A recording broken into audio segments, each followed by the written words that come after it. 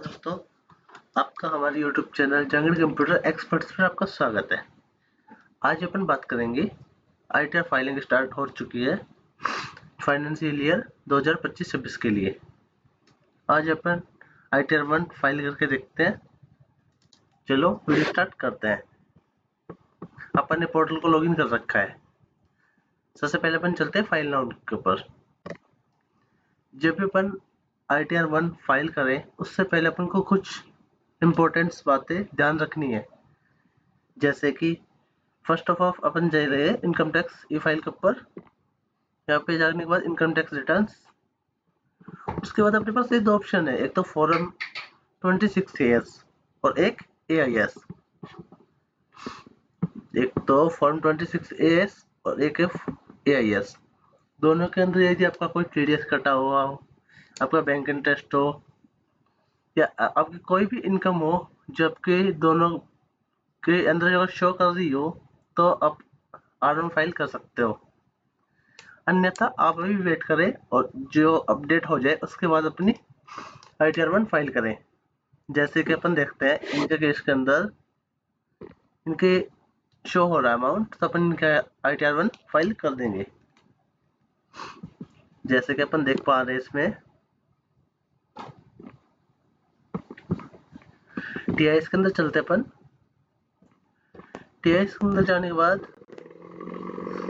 अपन को इनकी शो हो रही है dividend income, business except income and mutual fund के परचेज शो। इनका मतलब डाटा शो हो चुका है, तो अपन इनकी ITR फाइल कर सकते हैं। तो अपन इनकी ITR 1 फाइल करके देखते हैं। आज अपन करंट असेसमेंट ईयर की ITR फाइलिंग कर रहे हैं 26 से 27 असेसमेंट ईयर। फाइलिंग मोड अपन ऑनलाइन रखेंगे, कंटिन्यू। उसके बाद अपन स्टार्ट न्यू फाइलिंग,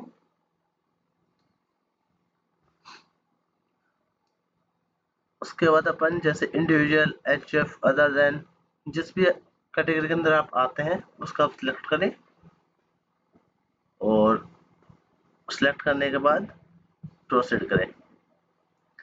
जैसे प्रोसीड करेंगे ये अपन को पूछ रहे हैं कि आपको ITR 1 फाइल करनी है ITR 4। अभी ओनली ITR 1 और ITR 4 दो ही फॉर्म चालू हुए हैं, तो अपन इसको ITR 1 फाइल करेंगे। ITR 1 किन के लिए एलिजिबल होती है? जैसे जिनकी कैपिटल गेन इनकम हो, ठीक है, टोटल इनकम 50 लाख तक हो, ठीक है, सैलरी पर्सन के लिए, 2 हाउस प्रॉपर्टी इनकम हो, इन केस के अंदर अपन ITR 1 फाइल करते हैं। अदर देन ITR 2 और प्रोसीड विद ITR 1। ओके, कुछ डाटा प्री फिल होके आ रहा है इस वजह से। Okay, let's get started. यहाँ पे अपन को पूछ रहा है are you filing the income tax return for any of the following reasons. आप किस रीजन के जैसे ITR फाइलिंग करना चाहते हैं? फर्स्ट ऑप्शन है टैक्सेबल इनकम अपनी more than basic exemption limit. अपनी जो इनकम है, जो एग्जम्पशन लिमिट है उसको क्रॉस कर गई है, उसके लिए अपन ITR फाइल कर रहे हो। दूसरा अपन ये कुछ कंडीशन है इनके अंदर, अगर इन कैटेगरी के अंदर अपन आते हैं तो इनको सिलेक्ट करें, नहीं अदर सिलेक्ट करें। मैं अदर सिलेक्ट करता हूँ और कंटिन्यू बाद ओके। जैसे कि बेसिक पर्सनल इंफॉर्मेशन आ रही है, इसके ऊपर अपन क्लिक करते हैं, ये अपनी पर्सनल डाटा अपना फिलअप होके आ जाएगा ऑटोमेटिकली। ठीक है, नेचर ऑफ एम्प्लॉय में अपन सिलेक्ट करते हैं कि गवर्नमेंट एम्प्लॉय है, जो पेंशनर है, अदर देन है, जो भी है हम इसके अंदर अदर सकते हैं। 139 सबसेक्शन 1 रिटर्न फाइलिंग और बिफोर ड्यू डेट, क्योंकि अपने ड्यू डेट से पहले अपन इसकी रिटर्न फाइलिंग कर रहे हैं तो सर ये अपना ये रहेगा। ठीक है, आप न्यू टैक्स रिजीम के अंदर फाइलिंग करना चाहते हैं तो बाय डिफॉल्ट नो रहेगा। यदि आप ओल्ड टैक्स रिजीम के अंदर फाइल करना चाहते हैं तो इसको यस कर सकते हैं। अपन इसको ओल्ड टैक्स रिजीम में फाइल करेंगे, इसको यस करते हैं। ठीक है, अपना बैंक वैलिडेट हो चुका है, ये रिफंड के लिए एलिजिबल है। रिप्रेजेंटेटिव के लिए अपन इसको नो रखेंगे। और कंफर्म। जैसे अपन ने इसको कंफर्म किया, ये कंफर्म हो चुका है। सेकंड अपना टैब आता है जिसके अंदर है ग्रॉस टोटल इनकम। अपन को इसके अंदर अपनी इनकम शो करनी है। एडिट में जाएंगे, फर्स्ट ऑप्शन आता है अपना जो सैलरी एज पर सेक्शन 17 में। इसके अंदर अपन अपनी सैलरी इनकम या फिर पेंशन इनकम शो कर सकते हैं। जैसे अपन इस जिनके अपन आईटीआर फाइलिंग कर रहे हो उनके इनकम अपन इसमें शो कर रहे हैं। ठीक है, उनके यदि कोई अलाउंस वगैरह मिलते हैं तो अपन उनको शो कर सकते हैं। यहाँ पे कोई डिडक्शन अगर मिलती है, जैसे सैलरी केस में 50,000 की डिडक्शन मिलती है तो बाई डिफॉल्ट आ रहा है। ठीक है, उसके बाद अपन नेक्स्ट चलते हैं इनकम फ्रॉम हाउस प्रॉपर्टी। यदि किसी की इनकम हाउस प्रॉपर्टी से है तो यहाँ पे अपन उसको शो कर सकते हैं।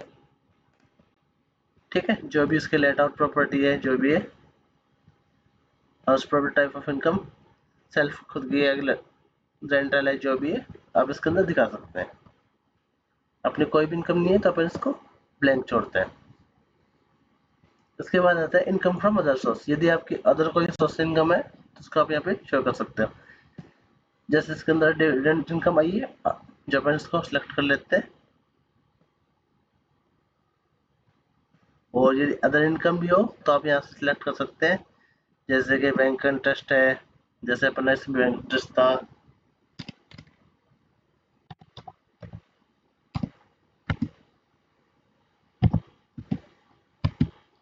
₹138 बैंक इंटरेस्ट था तो अपने इसको अदर इनकम में डाल दिया। ठीक है, उसके बाद जैसे इसके अंदर अदर ऑप्शन भी होते हैं, अदर देन बैंक डिविडेंड से इनकम हो या फैमिली पेंशन इनकम हो, इंटरेस्ट अकॉर्डिंग इनकम हो। ठीक है, या फिर अपन एनी अदर सोर्स में जाके यहाँ पे अपन डाल सकते हैं कोई भी आपके जनरेटेड इनकम हो। जैसे कि हम इसमें डालते हैं सेल ऑफ मिल्क, हमारे जो दूध बेचने के से जो इनकम हुई वो अपन यहाँ पे रिपोर्ट करना चाहते हैं।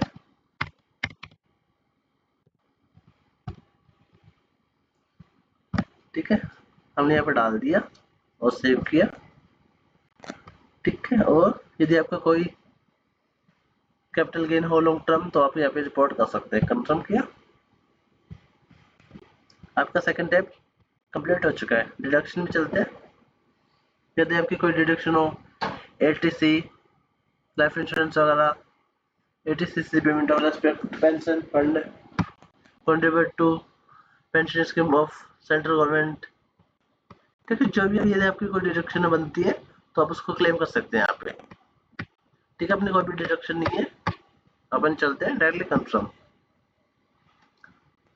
उसके बाद टोटल पेड टैक्स, ये आपका टीडीएस वाला पार्ट आ जाता है। यदि आपका कोई टीडीएस सैलरी इनकम डिडक्ट किया हो, अदर देन इनकम हो, जो भी आप यहाँ पे शो कर सकते हैं। ठीक है, आपका कोई टीसीएस वगैरह हो तो उसको आप यहाँ पे रिपोर्ट कर सकते हैं। कोई आपका सेल्फ असेसमेंट टैक्स हो, उसको यहाँ पे जाके ऐड ऑन उधर करके और अपना जो बीएसआर कोड है, उसका चालान नंबर है, वो यहाँ पे एंटर करके उसको दिखा सकते हैं और कंफर्म करते हैं।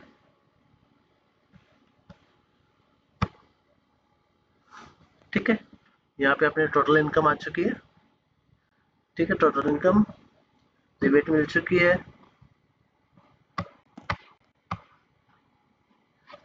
एक बार देख लें और उसके बाद कंफर्म करें।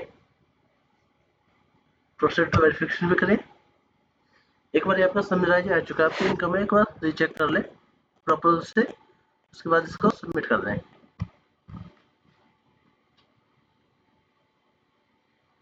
रिव्यू कर दें एंड सबमिट रिटर्न क्लिक करें।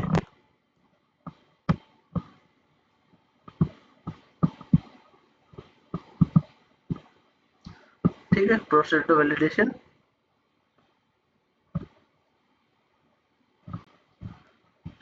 ठीक है,